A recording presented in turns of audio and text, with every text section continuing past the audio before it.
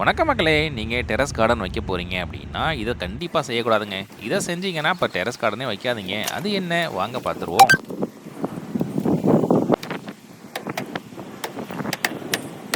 இருக்கிற இது நல்லா இருக்கா? Okay okay. இன்னைக்கு பெருங்குடி ப்ராஜெக்ட்டுங்க. இதில ஒண்ணு கண்டிப்பா நீங்க நோட் பண்ணியிருப்பீங்கன்னு நெனைக்கிறேன். தரையெல்லாம் பார்த்தீங்கன்னா, மஞ்சளா இருக்கும். ஏதோ கம்ம ஒட்டி வச்ச மாரி இருக்கும். இதுக்கு காரணம் என்ன அப்படின்னா, ப்ரீவியஸா வந்து பார்த்தீங்கன்னா, அவங்க வந்து மேட்டு போட்டிருந்தாங்க. Green colour mat.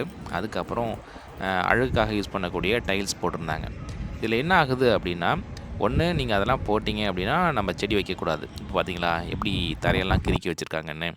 ஸோ இந்த டைல்ஸு, இந்த கிரீன் கலரு, இந்த செயற்கையாக போடக்கூடிய ஒரு மேட்டு. இத பத்தி தான் நம்ம பார்க்குறோம். இப்போ இத போட்டோம் அப்படின்னா, நம்ம அழகுக்காக போடுறோம் அப்படின்னா, அது மேல செடி வைக்கக்கூடாதுங்க.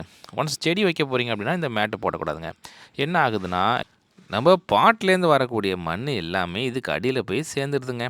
அவ்வளோ மண்ண கூட்டி அள்ளிக்கிட்டு இருக்கோம். இப்போ அந்த டைல்ஸ உடைச்சு காட்டுறேன் பாருங்க. அங்கேயும் எவ்வளோ இருக்கு பாருங்க.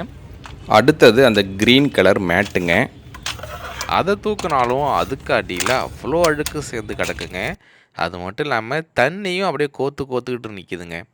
ஸோ நீங்க செடி வைக்க போறீங்கன்னா, கண்டிப்பா இது மாரி பிளாஸ்டிக் மேட்ட மாடி தோட்டத்தில அலோவ் பண்ணாதீங்க. அப்படி பண்ணீங்க அப்படின்னா, அதுக்குள்ள அழுக்கு போய் சேர்ந்துருங்க. இல்ல இது போட போறீங்க அப்படின்னா, கண்டிப்பா செடி வைக்காதீங்க. உங்களுக்கு ப்ராப்ளம் இருக்காதுங்க. இப்போ இவங்களுக்கு எல்லாத்தையும் ரிமூவ் பண்ணி குடுத்தாச்சு. அப்படியே அந்த டைல்ஸ் எல்லாமே க்ளீன் பண்ணி குடுத்தாச்சு. அந்த கம்மு மட்டும் போகவே மாட்டுதுங்க. எவ்வளோ தேய்ச்சாலும் போகவே மாட்டேங்குது. அதுக்கப்புறம் பார்த்திங்கன்னா, இந்த சிமெண்ட் பாட்டு இது சூப்பரா அழகா இருக்குது. பட் ஓவர் வெயிட்டுங்க. மாடி தோட்டத்தில இவ்வளோ பெரிய சிமெண்ட் பாட்டு வைக்கணுமா? அப்படின்னா ஒரு கொஸ்டின் மார்க்கு தான். ஸோ இது கிரவுண்டில் வச்சா சூப்பரா இருக்கும். மாடியிலயும் நல்லா தான் இருக்குது. இருந்தாலும் ஓவர் வெயிட்டு எங்களால தூக்கவே முடியல. ஒரு 4 பேர் சேர்ந்து தான் இத தூக்கி வச்சிருப்போம்னு பாருங்களேன். அப்போனா எவ்வளோ வெயிட் இருக்கும்? யாருக்காவது இதோட வெயிட் தெரிஞ்சாலும் கமெண்ட்ஸ் பண்ணுங்க.